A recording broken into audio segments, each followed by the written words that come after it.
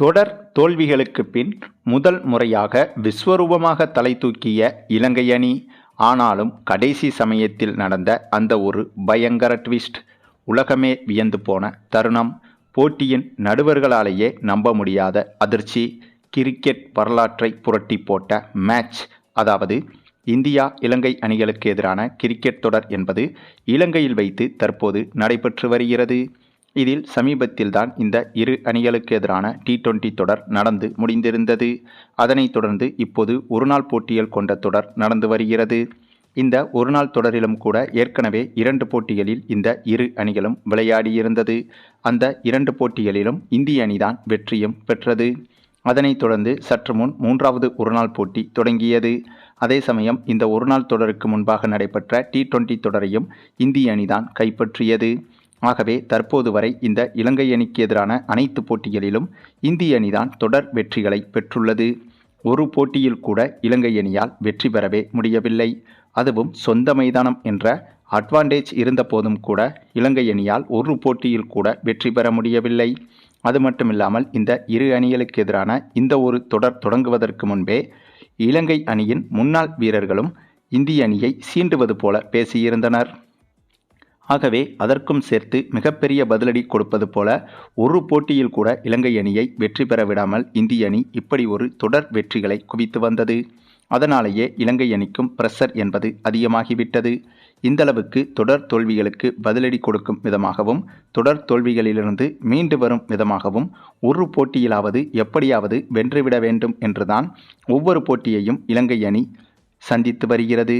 அதிலும் சற்று முன் நடைபெற்ற இந்த 3வது ஒருநாள் போட்டியில் அந்த ஒரு செயலை இலங்கை அணி செய்தும் காட்டியது. ஏனென்றால் இந்த 3வது ஒருநாள் போட்டி தொடங்கி டாஸை வென்ற இலங்கை அணி இந்த முறை துணிச்சலாக பேட்டிங் செய்வதாக முடிவெடுத்தது. இதற்கு முன்பெல்லாம் இலங்கை அணிக்கு டாஸ் விழும்போதெல்லாம் பந்து வீச முடிவெடுத்துவிடும். அதற்கு காரணம் இலங்கை மைதானம் அனைத்தும் இப்போதைய சூழலில் பந்து வீச்சுக்குத்தான் சாதகமாக இருப்பதாக பிட்ச் ரிப்போர்ட்டிலும் சொல்லப்பட்டது. ஆனால் அப்படியான பிட்ச் ரிப்போர்ட்டை நம்பிதான் கடந்த போட்டிகளில் இலங்கை அணி தொடர் தோல்விகளை சந்தித்து வந்தது. ஆகவே அதன் காரணமாகவே இந்த ஒரு போட்டியில் டாஸை வென்ற இலங்கை அணி முதலில் பேட்டிங் செய்வதாக முடிவெடுத்தது. இந்த ஒரு முடிவு இலங்கை அணிக்கு மிகப்பெரிய அளவில் கையும் கொடுத்தது. ஆமாங்க, அதற்கு காரணம் இந்த போட்டியில் இலங்கை அணி பேட்ஸ்மேன்கள் சூப்பராகவே பேட்டிங் செய்திருந்தனர். அதுவும் ஏற்கனவே பல போட்டிகளில் தொடர் தோல்விகளை அடைந்ததால் இனிமேல் இழப்பதற்கு ஒன்றுமே இல்லை என்ற மனநிலையும் இலங்கை பேட்ஸ்மேன்களுக்கு இருந்தது. ஆகவே எந்த ஒரு பிரஷரும் இல்லாமல் தான் இலங்கை பேட்ஸ்மேன்கள் இந்த போட்டியில் பேட்டிங் செய்தனர். அந்தளவுக்கு எந்தவித நெருக்கடியும் இல்லாமல் சுலபமாகவே இலங்கை பேட்ஸ்மேன்கள் பேட்டிங் செய்தனர். ஆனால் கடைசி சமயத்தில் குறிப்பிட்ட சில ஓவர்களில் இலங்கை அணி பேட்ஸ்மேன்கள் விக்கெட்டை இழந்ததால் மிகப்பெரிய இலக்கை அடைய வேண்டிய இலங்கை அணி 321 ரன்கள் மட்டும்தான் எடுத்திருந்தது. இதுவே மிகப்பெரிய இலக்குதான். ஆனால் ஆரம்பத்தில் இலங்கை அணி இந்த போட்டியில் பேட்டிங் செய்ததை பார்க்கும்போது இந்த 3வது ஒருநாள் போட்டியில் கண்டிப்பாக 400 ரன்களை கடந்துவிடும் என்றுதான் எதிர்பார்க்கப்பட்டது. ஆனாலும் கடைசி நேரத்தில் இந்திய அணியின் சிறப்பான பந்து வீச்சால் இலங்கை அணியை 321 ரன்களில் கட்டுப்படுத்தியது இந்திய அணி. அதே சமயம் இந்த 321 ரன்கள் என்பது இந்திய அணிக்கு மிகப்பெரிய இலக்கா என்று கேட்டால் கண்டிப்பாக கிடையாதுங்க. அதற்கு காரணம் கடந்த போட்டிகளை ஒப்பிட்டு பார்த்தால் இந்திய அணி சாதாரணமாகவே 400 ரன்களை தாண்டி எடுத்திருக்கிறது. இதனால் இந்த ஒரு இலக்கு என்பது இந்திய அணிக்கு பெரிதாக இருக்காது என்றுதான் எதிர்பார்க்கப்பட்டது. ஆனால் அதே சமயத்தில் இதற்கு முன்பு இந்திய அணி அதிகபட்சமாக எடுத்த ரன்கள் அனைத்தும் முதலில் பேட்டிங் செய்து எடுத்த ரன்களாகும். ஆகவே இரண்டாவதாக பேட்டிங் செய்யும் போது டார்கெட் என்பது கண்முன் இருப்பதால் ஒவ்வொரு ஓவரிலும் பிரஷர் என்பது அதிகரித்து கொண்டே இருக்கும். அதன் காரணமாகவே இரண்டாவதாக பேட்டிங் செய்யும் அணி 300 ரன்களை சேசிங் செய்வது என்பது கொஞ்சம் கடினமான விஷயம்தான். அப்படிப்பட்ட சூழலில்தான் இந்த ஒரு போட்டியில் இந்திய அணியும் பேட்டிங் செய்ய களமிறங்கியது. அதிலும் இந்த முறை இந்திய அணியின் பேட்டிங் வரிசையில் புதிதாக மாற்றங்களும் செய்யப்பட்டிருந்தது. ஏனென்றால் இதுவரை பெரிதாக வாய்ப்பு கிடைக்காத மற்ற இளம் வீரர்களுக்கு இந்திய அணி இந்த போட்டியில் வாய்ப்பு கொடுத்திருந்தது. குறிப்பாக ஒருநாள் போட்டியில் சீனியர் வீரர்களாக விளையாடி வரும் ரோஹித் சர்மா, விராட் கோலி, சுப்மன் கில் உள்ளிட்டவர்களுக்கு இந்த போட்டியில் பேட்டிங் செய்வதற்கு வாய்ப்பு கொடுக்கப்படவில்லை. அவர்களுக்கு பதிலாக மற்ற பேட்ஸ்மேன்களுக்கு வாய்ப்பு கொடுக்கப்பட்டிருந்தது. அப்படியாக இந்த போட்டியில் பேட்டிங் செய்ய களமிறங்கிய இந்திய அணியில் KL ராகுல், சஞ்சு சாம்சன், இசான் கிசான், நிதிஷ்குமார் ரெட்டி என இவர்கள் அனைவருமே ஓரளவுக்கு சூப்பராக பேட்டிங் செய்திருந்தனர். இவர்களின் சூப்பரான பேட்டிங்கால் இந்திய அணி இந்த இலக்கை எட்டும் அளவுக்குத்தான் விளையாடி வந்தது.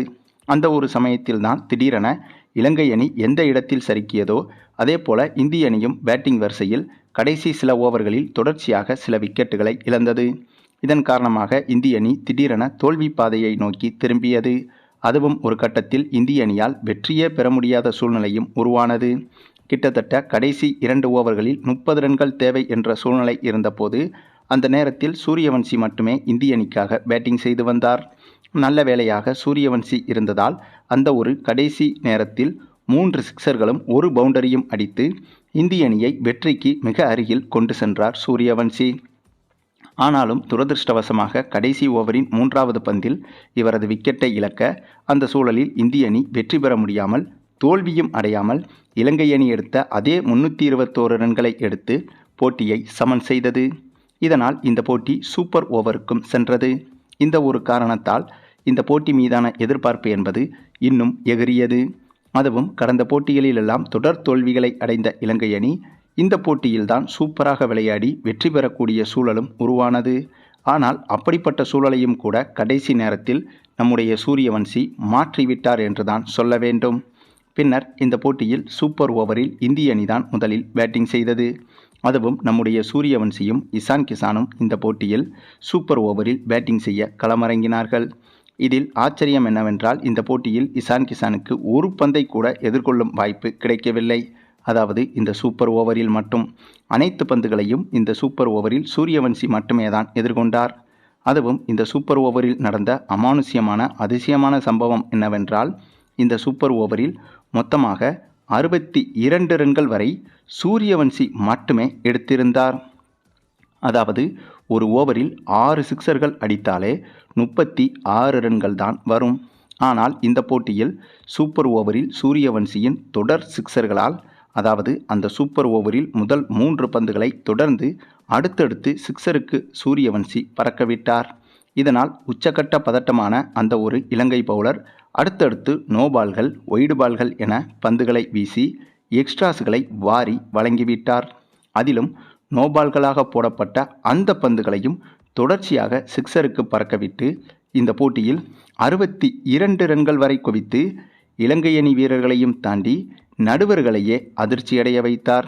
ஏனென்றால் இந்த போட்டியில் இவ்வளவு எக்ஸ்ட்ராஸ்களை பார்த்துவிட்டு அதே போல அப்படி போடப்பட்ட எக்ஸ்ட்ராஸ் பந்துகளிலும் தொடர்ச்சியாக சிக்சர்கள், பவுண்டரிகள் என அடித்து 62 ரன்கள் வரை சூரியவன்சி எடுத்ததை பார்த்து நடுவர்களே ஒரு நிமிடம் குழம்பி அவர்களுக்குள் பேச தொடங்கிவிட்டனர். அந்தளவுக்கு இந்த போட்டியை ஒரு அமானுஷ்ய போட்டியாக மாற்றிவிட்டார் சூரியவன்சி. பின்னர் இந்த ஒரு இலக்கை சேசிங் செய்ய களமிறங்கிய இலங்கை அணி வெறும் 11 ரன்கள் மட்டுமே தான் இந்த சூப்பர் ஓவரில் எடுத்திருந்தது.